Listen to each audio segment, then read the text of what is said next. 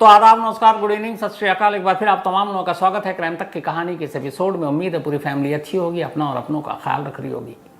Crime की दुनिया में और ख़ासतौर पर क्राइम इन्वेस्टिगेशन के मामले में ऐसा कई बार देखा गया है कि कोई कत्ल होता है या कोई और क्राइम होता है, किसी के ऊपर शक होता है, पुलिस उसको उठा लेती है, पूछताछ करती है, फिर उसके बाद चार्जशीट दाखिल होती है, अदालत में सबूत नहीं मिलता, केस कमज़ोर होता है और सामने वाला बरी हो जाता है। बहुत सारे केस अपने यहाँ कन्विक्शन रेट वैसे ही कम है। लेकिन एक इंसान की मौत होती है, मौत के बाद खुद घर वालों को ये है कि नहीं, ये नेचुरल डेथ है, क्योंकि सीन ऐसी बनाई गई कि हार्ट अटैक से मौत हुई है। उसके बाद उसका अंतिम संस्कार भी हो जाता है, उसको दफना दिया जाता है। लेकिन पुलिस को कहीं कुछ डाउट होता है। अब पुलिस को शक है, वो अपने सीनियर अफसरों से बात करती है कि इस मामले में कुछ गड़बड़ है, ये नेचुरल डेथ नहीं है।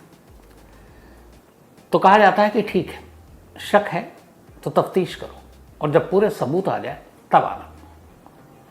इसके बाद पुलिस की टीम पूरे 9 महीने तक बड़ी खामोशी से उस कत्ल की तफ्तीश कर रही है, उसकी जांच कर रही है। और जिसकी जांच कर रही है उनको ज़रा सी भी भनक तक नहीं लगती, बल्कि उसमें से एक अंडरकवर एजेंट जाकर उन्हीं कातिल में से एक के साथ दोस्ती करता है और उन्हीं बेसिर पैर की बातें करते करते और आखिरकार 9 महीने बाद जो सबूत हाथ लगता है, उस सबूत के बाद एक पूरी कहानी पलट जाती है।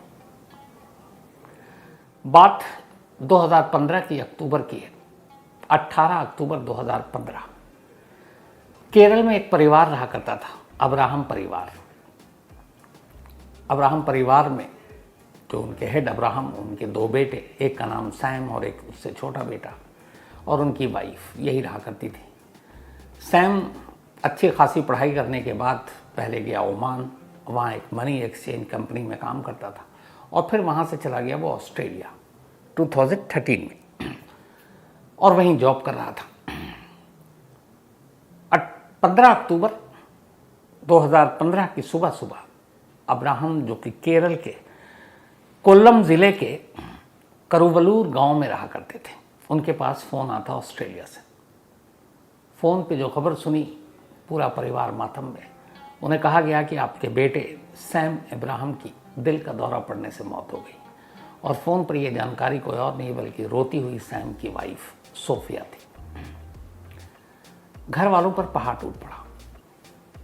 इसके बाद उन्होंने इंतज़ार किया, वहाँ कागजात पूरी की गई। फिर ऑस्ट्रेलिया से 3 दिन के बाद, 15 तारीख की बात है, 18 अक्टूबर को कॉफिन में कैद सैम की लाश केरल पहुंचती है। केरल आने के बाद अब केरल में लाश के साथ जो आई तो सैम की वाइफ सोफिया, उसका 7 साल का बेटा और उसकी एक सिस्टर सोनिया, जो कि मेलबर्न में ही नर्स है। यहाँ आने के बाद सैम की लाश को दफना दिया जाता है कब्रिस्तान में, और पूरा परिवार सोगवार। 34-35 साल की उम्र में दिल का दौरा पड़ने से मौत, हालांकि आजकल तो किसी उम्र में हो जाती है। इसके बाद 5 दिन बीतते हैं। 5 दिन के बाद चूंकि सोफिया भी मेलबर्न में एक कंपनी में काम कर रही थी, विदेश का मामला था, नौकरी जा सकती थी, तो फिर उसने कहा कि अब मुझे वापस जाना पड़ेगा नौकरी ज्वाइन करने के लिए। सोफिया अपने 7 साल के बेटे के साथ वापस मेलबर्न चली गई। बात 22 और 23 अक्टूबर 2015 की है। अब सोफिया चली गई। यहाँ घर वालों को ये है, सोफिया अकेले कैसी रहेगी, 7 साल का छोटा बच्चा है। बट सोफिया हर सैटरडे अपने इन लॉज को फ़ोन करती, सब कुछ बताती। धीरे धीरे वक्त बीता, धीरे धीरे वक्त बीता, करीब 9 महीने बीत गए। इसके बाद 2016 का साल आ गया। 9 महीने बाद अब केरल में सोफिया का फ़ोन नहीं आ रहा और लगातार आता था। तो एक सैटरडे गुजर गया, उसके बाद अगले सैटरडे भी फ़ोन नहीं आया, 2 सैटरडे फ़ोन नहीं आया। अब घर वाले परेशान, क्या करें। तो उन्होंने ऑस्ट्रेलिया में अपने जानकारों से फ़ोन करने की, सोफिया की जानकारी लेने की कोशिश की। तो अगली खबर जो मिली वो पहली खबर से भी और ज़्यादा डराने वाली थी। यहाँ केरल में अब्राहम के परिवार वालों को खबर मिली कि सोफिया तो पिछले 15-20 दिनों से ऑस्ट्रेलियन पुलिस की कस्टडी में है। तो उन्होंने कहा क्यों, ऐसा क्या किया? तो उन्होंने कहा कि कुछ नहीं, उसके ऊपर एक मर्डर का चार्ज। मर्डर किसका किया? तो बताया गया कि मर्डर उसने अपने हस्बैंड सैम अब्राहम का किया था। अब ये सुनकर घर वालों के पैरों तले जमीन निकल गई। लेकिन बात यहीं नहीं रुकी, फिर आया कि वो अकेली नहीं है, उसके साथ एक और शख्स है, वो भी इसी मर्डर में शामिल था और वो भी पकड़ा गया है और उसका नाम है अरुण कमलासनन। अरुण कमलासनन, इसकी उम्र भी करीब 32-33 साल, केरल के इसी कोल्लम जिला का रहने वाला। अब ये नाम पहली बार घर वालों ने सुना था। तो क्यों एक बीवी ने और एक दूसरे केरल के ही नौजवान ने क्यों मारा, और उस नौजवान का सोफिया से क्या कनेक्शन, घर वालों को कुछ समझ में नहीं आ रहा था। लेकिन फिर धीरे धीरे बात हुई। उसके बाद ऑस्ट्रेलियन पुलिस और कमीशन, हाई कमीशन के ज़रिए यहाँ पे ये हुआ कि पोस्टमार्टम की रिपोर्ट आई बाद में, और वो सारी चीज़ें देखी गई और उसके बाद फिर एक कहानी आई। कहानी के बाद फैसला आया। एक मर्डर मिस्ट्री याद आई। 50 साल पहले प्रेसिडेंट ऑफ इंडिया के एक डॉक्टर थे और उन डॉक्टर पर एक मर्डर के चार्ज लगे। विद्या जैन मर्डर मिस्ट्री, ये एक अजीब कत्ल की कहानी कुकू एफएम के ऑडियो प्लेटफॉर्म पर आप सुन सकते हैं। कुकू एफएम एक बेहद तेजी से बढ़ता हुआ ऑडियो लर्निंग ऐप है और लाखों लोग इसको सुन रहे हैं और इससे कुछ ना कुछ नया सीख रहे हैं, आगे बढ़ रहे हैं। अगर आपने अब तक कुकू एफएम की ऑडियो बुक नहीं सुनी है तो अब आपके लिए कुकू एफएम ने 7 दिन का फ्री ट्रायल शुरू किया है। इन 7 दिनों के दौरान आप पूरे प्लेटफॉर्म पर कोई भी शो सुन सकते हैं, जिनमें 5000 शो शामिल हैं, बल्कि 5000 से ज़्यादा हैं बिल्कुल मुफ्त। ऑफर बहुत तगड़ी है, तो अपने दोस्तों को और फैमिली मेम्बर्स को भी ये ज़रूर बताना। अब ये कहानी जो थी, इस पर शायद कोई भी फिल्म भी बना सकता है। कहानी ऐसी थी कि केरल के कोल्लम इलाके में सोफिया बचपन से ही वहीं पली बढ़ी और सैम भी वहीं पला बढ़ा। दोनों एक ही इलाके में रहते थे। बचपन से दोनों एक दूसरे को जानते थे, क्योंकि दोनों स्कूल जाते थे, फिर एक साथ कॉलेज जाते थे। और उनकी दोस्ती इतनी नहीं थी, बल्कि हर संडे चर्च में जब प्रेयर के दौरान कोरस चुकाना होता था, उसमें ये लोग कोरस के तौर पर पार्टिसिपेट करते थे। म्यूज़िक का शौक़ था दोनों को, तो दोनों गाना गाते और म्यूज़िक, संगीत का शौक़, पले बड़े, कॉलेज गए। तो बचपन का प्यार था सैम और सोफिया का। अब ये दोनों जब बड़े हुए, सैम ने अपनी ठीक ठाक पढ़ाई की, उसे ओमान में नौकरी मिल गई एक मनी एक्सचेंज की रेपुटेटेड कंपनी में। इस दौरान जाने से पहले उसने अपने पेरेंट्स से बताया कि सोफिया से मैं शादी करना चाहता हूँ। सोफिया के पेरेंट्स डिफेंस के एक रिटायर अफसर थे, उसके फादर, अच्छी फैमिली। लेकिन कुछ वजह थी, सैम के फादर ने मना कर दिया। उन्होंने कहा सोफिया के साथ तुम्हारी जोड़ी ठीक नहीं है। लेकिन सैम जिद करने लगा। इस दौरान में फिर सोफिया ने कहा कि अगर सैम से मेरी शादी नहीं हुई तो मैं जान दे दूंगी। जब सैम के घर वालों को पता चला तो फिर उन्होंने कहा चलो हटाओ, बच्चे बड़े हो गए, अपनी मर्जी से शादी करना चाहता हूँ, करने दो। घर वालों ने इजाज़त दे दी। सैम और सोफिया की शादी हो गई। बचपन का प्यार उसे अब एक हस्बैंड के तौर पर मिल चुका था। 2008 में शादी हुई। 2008 में शादी के करीब 1-2 साल बाद सैम ओमान पहुंच जाता है जॉब के सिलसिले में, और इसके साथ फिर सोफिया भी जाती है। फिर कुछ वक्त के बाद सोफिया वहाँ प्रेग्नेंट हो जाती है, तो फिर वो वापस चली आती है। 2009 की बात होगी, 9-10 की। आने के बाद वो एक बेटे को जन्म देती है। अब सोफिया की एक बहन सोनिया मेलबर्न ऑस्ट्रेलिया में रहा करती थी, वहाँ एक हॉस्पिटल में नर्स है। तो फिर उसने कहा कि अब मुझे ऑस्ट्रेलिया जाना है। बहन ने भी कहा आ जाओ, तुम्हारे लिए यहाँ जॉब है। चूँकि उसने MSc इन इलेक्ट्रॉनिक्स किया हुआ था, तो उसको ऑस्ट्रेलिया में मेलबर्न से जॉब मिल जाता है। जॉब लेटर मिलने के बाद वो अपने बेटे के साथ ऑस्ट्रेलिया चली जाती है, और तय ये होता है कि अब सैम भी ओमान से ऑस्ट्रेलिया शिफ्ट हो जाएगा। तो वो भी एक मनी एक्सचेंज कंपनी में बात करता है। और उसके बाद 2012 में सोफिया पहले अपने बेटे को लेकर मेलबर्न चली जाती है अपनी सिस्टर के पास, और अभी सैम ओमान में है। 2013 में अब सैम भी पहुंच जाता है ऑस्ट्रेलिया। अब हस्बैंड वाइफ बेटा तीनों एक साथ वहाँ रह रहे हैं, दोनों जॉब कर रहे हैं, ज़िंदगी सब खुश, सब कुछ अच्छा चल रहा है। इसी दौरान लास्ट 2015 में 11 अक्टूबर से अक्टूबर का महीना था, छुट्टियों पे हर साल अक्टूबर में सैम अपने घर केरल आया करता था। तो अक्टूबर 2015 में भी घर आया और घर आने के बाद बड़ा खुश था, अपनी बीवी और बेटे दोनों को लेकर आया था, यानी सोफिया को। एक दिन उसने मजाक मजाक में अपने फादर से कहा कि मुझे लगता है कि मैं बहुत ज़्यादा जीऊँगा नहीं। तो उसके फादर को गुस्सा आया कि तुम्हारी इतनी यंग एज है, तुम ऐसी बातें कर रहे हो। फिर उसने हंसी में टाल दिया। फिर अपने एक दो करीबी दोस्तों और रिलेटिव को उसने कहा कि शायद अब अगली बार जब मैं आऊँगा तो किसी कॉफिन में आऊँगा, किसी ताबूत में आऊँगा। उन्होंने भी डांटा, वो हंसा और चला गया। 11 अक्टूबर 2015 की उसकी वापसी की फ़्लाइट थी। वो गया और वाकई उसके ठीक 3 दिन बाद 15 अक्टूबर 2015 को उसकी मौत की खबर आई थी। तो जो बातें उसने कही थी वो सच हुई थी, लेकिन सवाल ये था कि सैम को कैसे पता था और क्या कुछ ऐसा हुआ। तो अब ये तो कहानी का एक पार्ट है। एक बचपन की मोहब्बत स्कूल के दिनों से कॉलेज तक परवान चढ़ी, फिर दोनों ने शादी की, एक बेटा हुआ, केरल से ओमान पहुंचे, ओमान से ऑस्ट्रेलिया पहुंचे। लेकिन इत्तेफाक से जब ये शादी हुई और सोफिया और सैम दोनों एक दूसरे को प्यार करते थे, और वही सोफिया जो कहती थी कि अगर मेरी शादी सैम से नहीं हुई तो मैं अपनी जान दे दूंगी, जिसकी वजह से सैम के घर वालों ने उसकी शादी की। उसी सोफिया का एक और कहानी थी। कहानी ये थी कि बचपन का प्यार सैम था, लेकिन जब वो कॉलेज पहुंची तो उसका एक नया प्यार आया, और इस नए प्यार का नाम था अरुण कमलासनन। जब दोनों मास्टर कर रहे थे MSc इन इलेक्ट्रॉनिक्स केरल में, तब अरुण और ये दोनों करीब आए, दोनों की दोस्ती हुई। दोस्ती के बाद प्यार हो गया। ये दूसरा प्यार था सोफिया का। उसके बाद कुछ वक्त तक का ये प्यार रहा।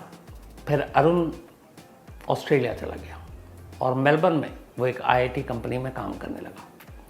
वहाँ जाने के बाद उसकी शादी हुई और उसके साथ उसका एक बच्चा हुआ।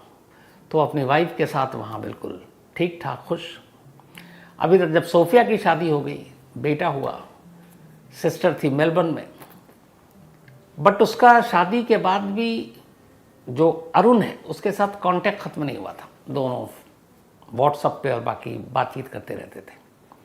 और सोफिया का ऑस्ट्रेलिया जाने के पीछे मकसद ही यही था कि अरुण वहाँ है, और इसीलिए उसने सैम को तैयार किया और उसने कहा हम ऑस्ट्रेलिया चलते हैं, वहाँ बेहतर लाइफ है।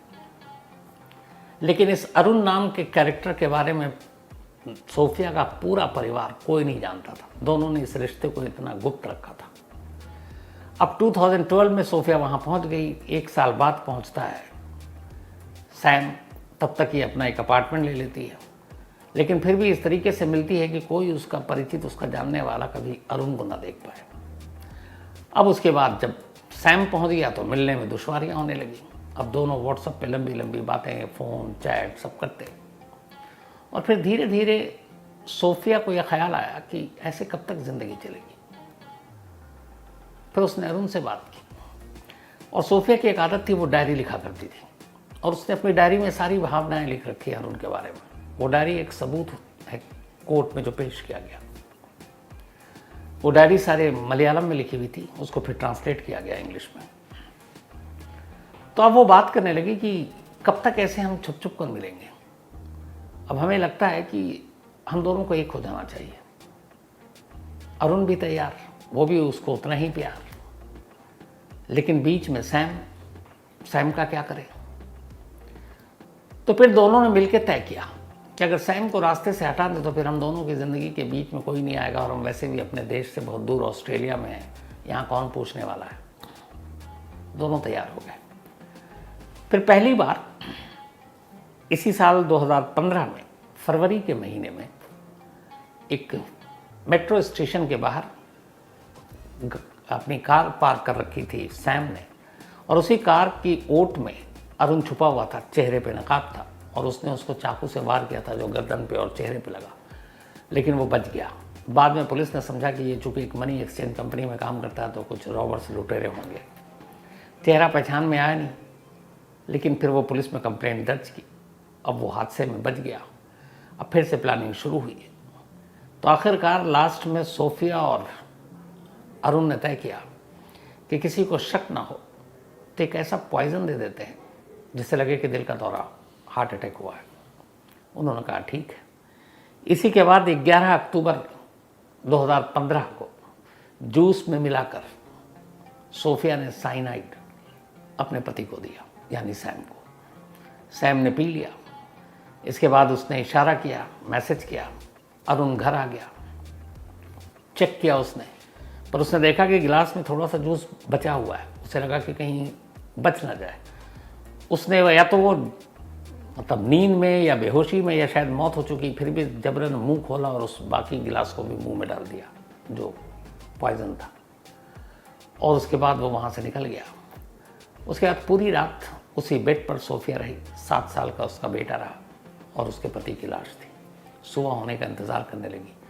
सुबह होने के बाद उसने जैसे देखा, पहले चिल्लाई, चीखी, पड़ोसी आए, अस्पताल ले गए और यही था कि दिल का दौरा है, दिल का दौरा है। फिर उसने अपने घर पे फ़ोन किया। फिर उसने पुलिस को स्टेटमेंट दिया कि हम रात को सब ठीक सोए थे, सुबह शायद हार्ट अटैक है। और उसने ये भी कहानी सुना दी कि इनको दिल की कुछ प्रॉब्लम भी थी। अब एक फैमिली, एक 7 साल का बच्चा और एक वाइफ का रो रो कर हाल बुरा। ऑस्ट्रेलियन पुलिस ने भी ले जाकर हॉस्पिटल में, और जो रिपोर्ट दी एक, वो यही थी कि दिल का दौरा पड़ने से ये शायद मौत हुई है। इसके बाद अब ये चूँकि केरला की फैमिली थी, बॉडी को ले जाना था, तो उन्होंने जो बॉडी भेजने के जो सारे कागजात थे वो उन्होंने तैयार कर दिया और उसमें मौत के रीज़न यही हार्ट अटैक लिखा। और इस तरीके से बॉडी वहाँ से ऑस्ट्रेलिया से इंडिया पहुँच गई। हालांकि यहाँ पे एक चूक हुई थी। अगर पोस्टमार्टम वहीं हो जाता तो शायद रिपोर्ट आ जाती, लेकिन पोस्टमार्टम में शुरुआत में चूँकि इस पॉइजन से भी जो असर हुआ था वो दिल पर ही हुआ था, तो जब तक विसरा की नहीं होती तब तक पता नहीं चलता, तो उसमें टाइम लगता। लेकिन यहाँ फैमिली ही कोई फाउल प्ले और कुछ ऐसी बात बता नहीं रही है, तो पुलिस को भी कोई शक हुआ नहीं, उसने दे दिया। बॉडी यहाँ पहुँच गई केरल में उसको दफना दिया गया और सब कुछ यही था। केरल में दफनाने के 4 दिन के बाद सोफिया अपने ऑफिस का कहकर वापस पहुँच जाती है मेलबर्न। अब मेलबर्न आने के बाद वो हर सैटरडे अपने घर वालों को फ़ोन करती है। अब ऑस्ट्रेलियन पुलिस अभी तक एकदम खामोश है इस केस को लेकर, लेकिन ये था कि कैसे ऐसी मौत हुई है, तो जो बेसिक इन्फॉर्मेशन है वो सारी चीज़ें हैं, थोड़ा बहुत डाउट तो अपने लेवल पे उनके डिटेक्टिव चेक करते हैं। पहली गलती आने के 1 हफ्ते के बाद ही सोफिया ने ये की कि जो सैम का पूरा बैंक अकाउंट था, जो सारी चीज़ें थी, उसने वो पूरा बैंक अकाउंट खाली कर अपने नाम पे सब कुछ कर लिया। चलो वाइफ अपने नाम पे कर लिया, चलेगा। दूसरी गलती ये की कि जो सैम की गाड़ी थी उसने वो गाड़ी अरुण के नाम पे ट्रांसफ़र करवा दी। जब अरुण के नाम पे ट्रांसफ़र कराया तो पहली बार डिटेक्टिव के कान खड़े हुए कि वो गाड़ी या तो अपने नाम पे कर सकती थी या बेच देती, लेकिन अभी भी ये था कि ये अरुण कौन है, एक अननोन बायर है। फिर पुलिस के कान में अरुण का नाम पड़ा। अब इधर ये था कि कुछ ना कुछ तो गड़बड़ है, ऑस्ट्रेलियन पुलिस को था, लेकिन सबूत नहीं था। तो जो डिटेक्टिव था वो शुरू में अपने अफसर को कह रहा था, उन्होंने कहा सबूत लाओ तो फिर बात करो। उसने कहा ठीक है। अब वो खामोशी से लग गया। इधर इतनी खामोशी कि कभी पुलिस दोबारा गई नहीं पूछने के लिए सोफिया से, और सोफिया को अब जैसे जैसे दिन बीता उसे लगा कि चलो एक मर्डर हुआ, यहाँ पता नहीं चला, बॉडी अब केरल में है, क्या पता चलेगा। लेकिन डिटेक्टिव लगा रहा। जैसे ही कार उसने नाम पे किया था, अब अरुण नाम का कैरेक्टर उसके सामने आया। अब उसने अरुण की एक कुंडली खंगालनी शुरू की। इसके बाद धीरे धीरे एक जो अंडर कवर एजेंट था, वो भी एक डिटेक्टिव था, उसने अरुण से दोस्ती कर ली। अब वो बातें करते यूं ही कभी इधर उधर की, और उसके बाद अब अरुण और सोफिया के दोनों के फ़ोन कॉल टैप करना शुरू कर दिया। जब टैप करना शुरू किया तो उसमें पहली बार खुलासा हुआ है कि ऐसे ऐसे हुआ, अभी तक किसी को पता नहीं, जो भी बातचीत थी। लेकिन ये चलते चलते एक दिन ड्रिंक करते हुए अरुण ने उसी जो डिटेक्टिव था, जो उसका दोस्त बनकर आया था, उसके सामने कहा था कि मैंने एक बार ऐसा किया था, मैंने एक ऑरेंज जूस में एक पॉइजन मिलाया और मैंने ऐसा किया। तो ये सारी रिकॉर्डिंग हो गई थी, ये सारी चीज़ें थी। जब ये सारी चीज़ें हुई और जो कॉल डिटेल था वो सब कुछ मिल गया, तो फिर अपने बॉस के सामने रखा उस डिटेक्टिव ने। उन्होंने देखा इतने 3 चीज़ें होनी चाहिए थी। पहला कि अगर तुम्हारी नज़र में ये कत्ल है तो साबित करो मोटिव क्या है, यही बेसिक होता है। तो सबसे चैलेंजिंग यही था कि भाई अगर सैम को मारा है तो इसमें सोफिया ने मारा है तो सोफिया का मोटिव क्या है, और अगर अरुण ने मारा तो अरुण का मोटिव क्या है। तो पहली चीज़, जब दोनों की बातचीत और व्हाट्सएप चैट और बाकी सारी चीज़ें इन्होंने जब ट्रैक करना शुरू किया तो मोटिव मिल गया। मोटिव ये कि दोनों एक दूसरे को प्यार करते थे। अब चूंकि दोनों शादीशुदा है तो जब तक सैम नहीं रास्ते से हटेगा तब तक ये दोनों नहीं मिलेंगे। तो यहाँ आया लव ट्रायंगल, मोटिव। उन्होंने कहा कि अब मोटिव के अलावा वेपन, तो वेपन उसने एक दिन ड्रिंक खोल करते हुए बता दिया कि मैंने साइनाइड उसके उसमें डाल दिया था, जूस में। तो अब जब ये बात हुई तो फिर कहा गया कि ये तो मौत के बाद विसरा जांच से ही पता चलेगी। इसके बाद फिर कहा गया कि अब बॉडी का जो लाश ऑलरेडी वहाँ है, और चूंकि क्रिश्चियन थे तो इनको तो दफनाया गया था, तो फिर उसको निकालकर उसकी विसरा जांच कराई गई। विसरा जांच में कॉज ऑफ डेथ पॉइजन आ गया। तो अब वेपन भी मिल गया, मोटिव भी मिल गया। इसी के बाद नेक्स्ट ईयर करीब 9 महीने बाद ऑस्ट्रेलियन पुलिस ने सोफिया और अरुण इन दोनों को अरेस्ट कर लिया। और जब अरेस्ट किया उस दौरान 15 दिन तक वो थाने में, घर से कांटेक्ट नहीं। इधर सैम के घर वाले परेशान क्योंकि उनका पोता वहाँ पे है उसी के साथ। और जब पहली बार पता चला तो उनके पैरों तले ज़मीन खिसक गई कि ये वही बहू है जिसने अपने ही सुहाग को मारा और फिर उसकी बॉडी के साथ ऑस्ट्रेलिया से केरल तक ट्रैवल किया, उसके अंतिम संस्कार में हिस्सा लिया और 4 दिन बाद अपने बेटे को लेकर वापस उसे ऑस्ट्रेलिया पहुंची। और कमाल की बात यह थी कि केरल और इस डिस्ट्रिक्ट में कोल्लम में और उसी कोल्लम के कुरुवलूर गांव में रहते हुए भी किसी भी फैमिली को, ना अरुण की फैमिली को ना सोफिया की फैमिली को, किसी को इस बात की भनक तक नहीं थी कि ये दोनों एक दूसरे को जानते हैं। और इनका प्यार करीब 10 साल पुराना था, लेकिन इस प्यार के बारे में किसी को भी कोई ज़रा सी भी खबर नहीं थी। तो जब अरेस्ट किया, सर्च वारंट लेकर पुलिस घर पहुंची तो फिर एक डायरी मिली। और ये डायरी इस केस में सबसे अहम चीज़ साबित हुई। वो डायरी में हर रोज़ जब वो मिलती थी कोड वर्ड में वो लिखती थी उसके बारे में, अरुण के बारे में। और उस डायरी में उसने तमाम बातें लिखी, इश्क की, मोहब्बत की, कि तुम कैसे ऐसे छोड़ सकते हो, कैसे जा सकते हो। तो उस डायरी के करीब 100 से ज़्यादा पेजेस थे जिनको इंग्लिश में ट्रांसलेट कराया गया और फिर कोर्ट में रखा गया। वो जो रिकॉर्डिंग थी फ़ोन कॉल की वो रखी गई, जो चैट थे, मैसेजेस थे वो रखे गए, जो बैंक के और बाकी डॉक्यूमेंट्स थे, जो कार के डॉक्यूमेंट्स थे वो रखे गए। और इन सबको जब रखा गया उसके बाद विक्टोरिया की सुप्रीम कोर्ट ने ऑस्ट्रेलिया की अपना फैसला सुनाया। और उन्होंने अपने फैसले में अरुण को 24 साल की सज़ा दी, जबकि सोफिया को 22 साल की। और इन 24 सालों में ये था कि 24 सालों की जो सज़ा है उसमें 21 साल से पहले उसको पेरोल नहीं मिलेगी। और सोफिया को 22 साल में ये था कि उसको 18 साल से पहले पेरोल नहीं मिलेगी। यानी 18 और 21 साल तक तो इनको जेल में रहना है। कोई भी किसी भी हालत में ये दोनों जेल से बाहर नहीं आ सकते, जैसे हमारे यहाँ ज़मानत होती है।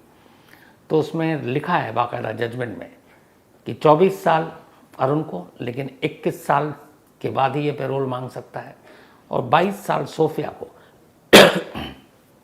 लेकिन ये भी 18 साल के बाद पेरोल मांग सकती है।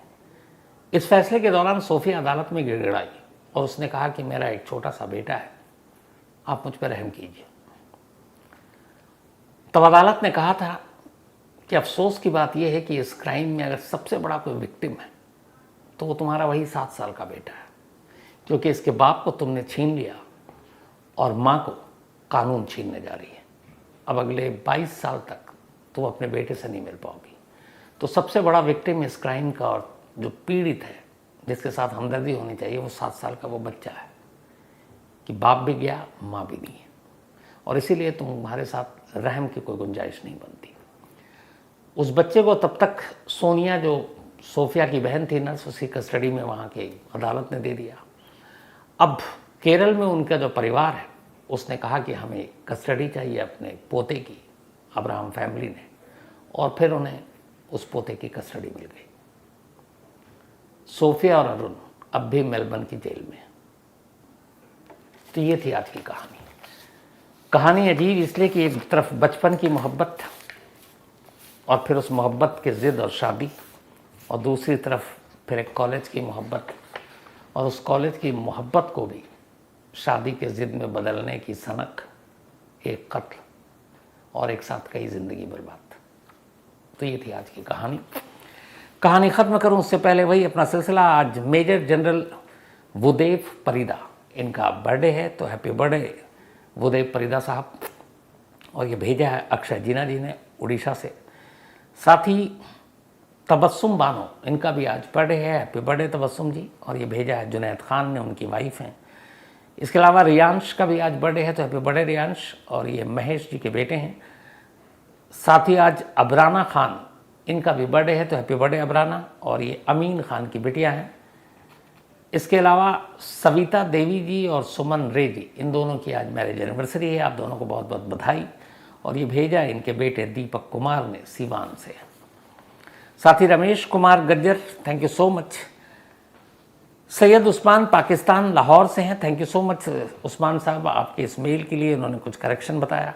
हीरा मंडी की स्टोरी में जो हमारी टीज़र पे तस्वीर गई थी, उन्होंने कहा कि अब वो एक नामचीन रेस्टोरेंट है, कोई हीरा मंडी या उस तरह का रेड लाइट एरिया नहीं है।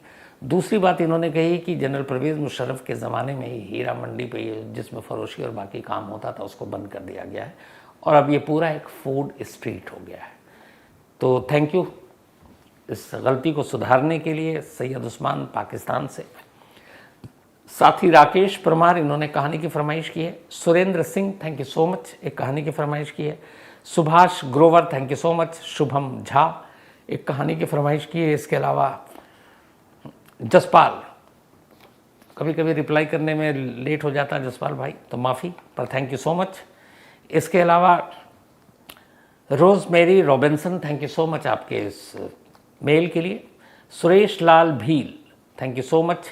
राजसमंद हैं, ये है राजसमंद से। तो लास्ट में आपको वापस एक बार फिर से याद दिला दूं कि डिस्क्रिप्शन में जो लिंक है वहाँ कुकू FM डाउनलोड करके कुकू FM ने 7 दिन का फ्री ट्रायल शुरू किया है। इन 7 दिनों के दौरान आप पूरे प्लेटफॉर्म पर कोई भी शो सुन सकते हैं, जिसमें 5000 शो शामिल हैं, बल्कि 5000 से ज़्यादा हैं बिल्कुल मुफ्त। तो कहानी में आज इतना ही। अब आपसे मुलाकात होगी कल रात 9 बजे किसी नई कहानी के साथ। तब तक अपना और अपनों का ख्याल रखिएगा। Thank you very much.